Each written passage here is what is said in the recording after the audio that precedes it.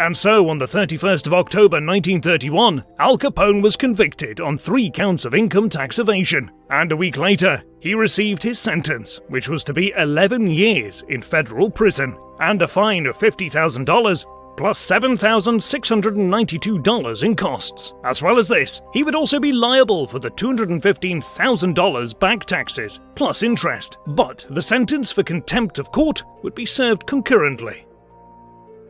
Capone's response was to hire a team of tax expert lawyers from Washington, and they filed a writ of habeas corpus, which meant that the detainee had to be brought to court to investigate if the detention was lawful. The grounds they used for their argument was a Supreme Court ruling, which had pronounced that tax evasion was not fraud, which would mean that the time limit for the prosecution of tax evasion might have expired on some of the tax years he was convicted for. But the judge decided that the time Capone had spent in Miami should be deducted from the age of the offenses, making the argument invalid, and thus denying the appeal for both the conviction and the sentence.